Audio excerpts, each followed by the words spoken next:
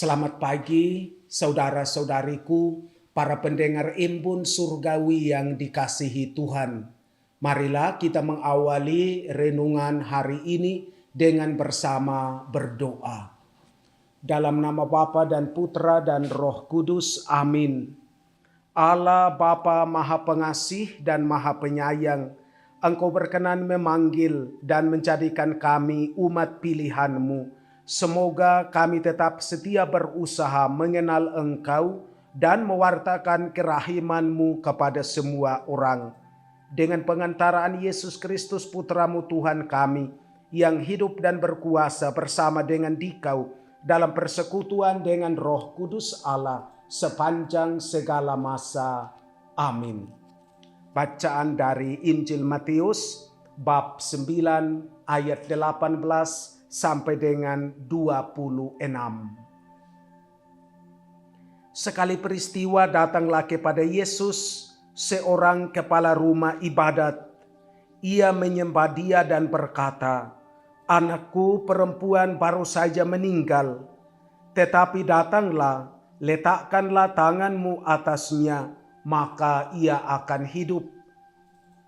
Lalu Yesus pun bangun dan bersama murid-muridnya mengikuti orang itu.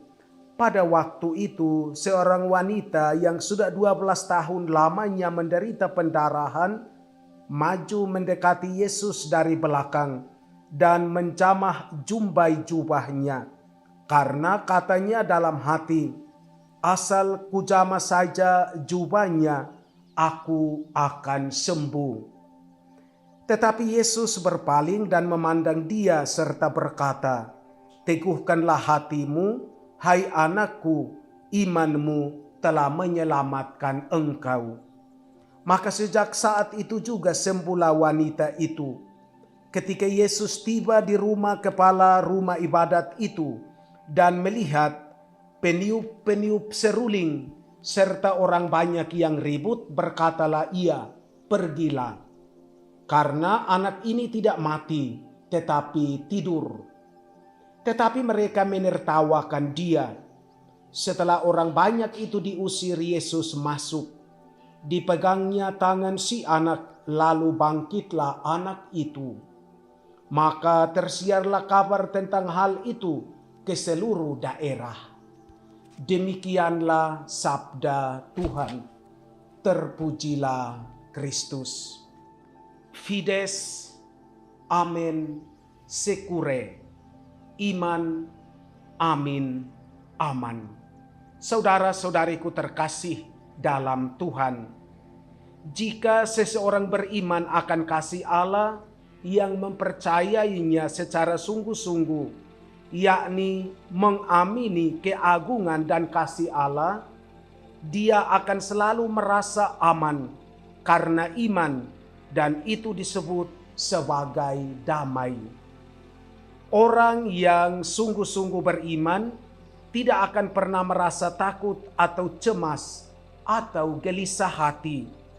Orang yang memiliki iman yang rapuh sudah pasti tidak memiliki kedamaian di dalam hatinya.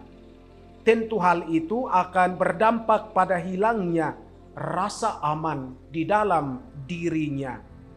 Dalam Injil Matius hari ini, kita merenungkan bagaimana dua tokoh mendekati Yesus dengan penuh iman. Mereka berdua menghadapi situasi yang sulit dan berat. Bagi yang pertama, kematian putrinya, dan bagi yang lain, penyakit yang sudah berlangsung lama, 12 tahun.